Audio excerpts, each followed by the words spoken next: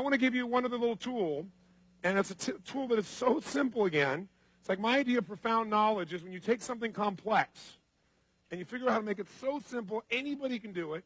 You can even use it immediately. It's easy, and it produces a result. Now, I'll tell you what the tool is. It's about how to change the quality of any experience you have in a matter of seconds. Any experience.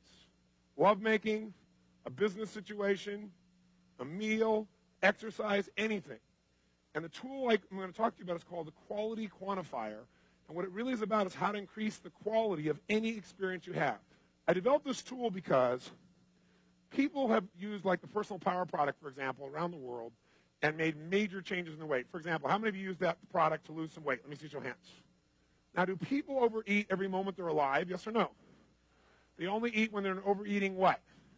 State. When you get in that state, you lose all your consciousness about what to eat, about how to eat, about how much to eat. It's gone because you're in a state of such urgency. And when people are trying to make their life better, they have to be able to do it by being conscious. But what happens when the urgency rises, your consciousness disappears, and all of a sudden you lose all of your faculties.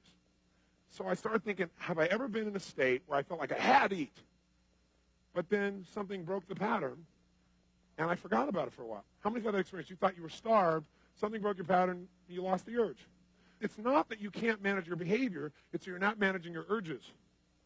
Because if the moment of the urges you took something to take control of it, you could have changed it all. So in order to do that, I was at a friend's house, and I was thinking, okay, how do I help people manage those urges? There's so many tools. I want to create something so simple anybody can do it. I thought, there's certain levels of urges. They have different levels. Some urges you feel driven. Some urges you feel like no matter what, you're going to have it right now. Like how many of you have ever broken some of your own health rules because you got in such an urge state? Okay?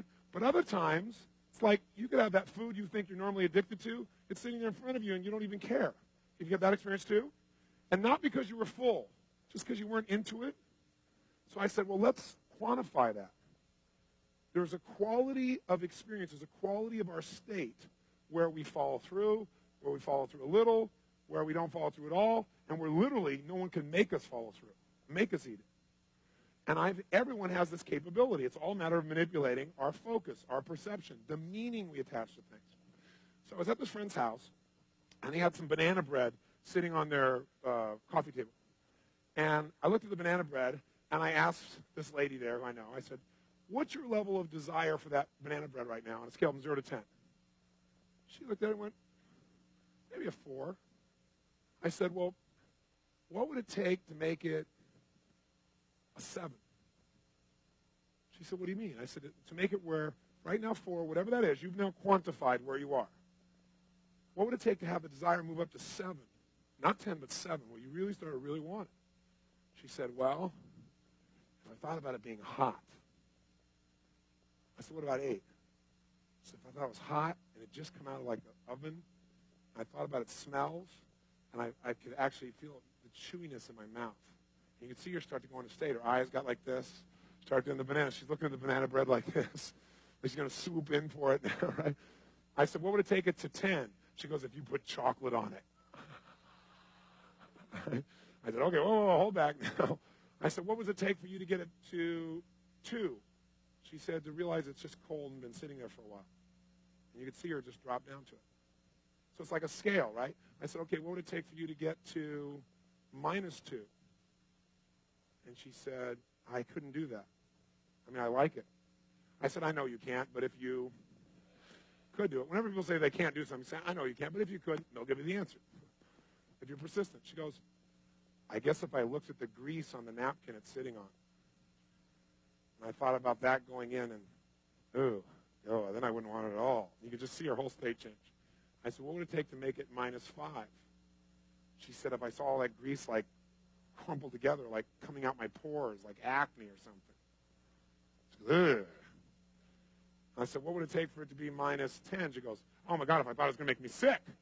She goes, if I thought it would make me sick, I'd throw up. Oh, my God, I'd never do it. I said, what would that be? And she started getting this really state. I said, you want it? She goes, no, I don't want it. I said, well, come back here for a second. Imagine it being hot and moist and chewy. And she went, oh, yeah. I imagine chocolate on it. So, no, come back over here. It's really cold. See, it's cold. See, And literally, I could just move her up and down the scale of urgency. So I'm watching this, and I'm saying, wow, this is amazing. Being able to shift back and forth. And by the way, people usually, to get to -10, also have fear of loss. It's that they be sick, or they lose their freedom, or would do something to them that's horrible, some form of pain. Pain, the loss of pain, the fear of loss, that pain, seems to push people through the low roof for urgency. Like when you say, oh my God, I haven't eaten in 12 hours. That'll move you up there real fast. I'm starved. At the same time, if you think something's going to make you sick, you'll avoid it at all costs. It becomes that other level. So I started saying we all have the resources inside to change where we are on the scale from one place to the other. But then I started using this thing, thinking, wow, I could do this beyond food. Most people in life have experiences where they go out and do something and see how it turns out. How silly. How stupid. So I was here in Hawaii for a program a couple years ago, and a good buddy of mine, we run together. We went out on a run, and it was a really hot day, and we were on the Big Island that year. And the place we ran was like where all the volcanoes have just desolate, made it desolate. There's no trees, there's nothing. And it was really, really hot, and there was no wind. So we went on this run, and we were just pushing it pretty good. And we came back at the end of the run, and I said, let me ask you a question. I said, how would you rate that run we just did on a scale from -10, worst thing of our whole lives, to +10, the best run ever? He said, I'd say it's like a 6 or a 7. I said, that's exactly where I rated my head, too. I said, let me ask you a question. If you and I were going to go back and run again, is there anything we could have done that would have made it, if we decided it was going to be a level 8 run, could we have done that? If we decided in advance it'd be a level 8 run, could we have done it? He said, yeah. I said, what conditions would we have to create in our head or in our bodies? What would you have to do to make that a level 8 run for you? He said, if we would have run like in unison as we're running, because sometimes you went ahead and I went ahead, and we went kind of back and forth, and sometimes we're going back here and there, and sometimes we're teasing each other. But if we were running in unison, he said, that'd be an 8 for me. I said, wow, that's pretty cool. I've never thought of that. Yeah. I said, what would have made it a 9 for you? He said, a 9. He said, if we've been running in unison, and we were running like doing a cadence or something, like saying something, was doing it in unison. He said, it would be awesome. This guy's had a military background. Cadence, right? And I said, well, what would have made it a 10? He said, we've been running our guts out, right? I mean, we couldn't even breathe. We're at the end of it. We've been in unison. We've been cranking, and we just collapsed from total intensity and exhaustion. I said, you know what? I said, I now know why you're always getting injured.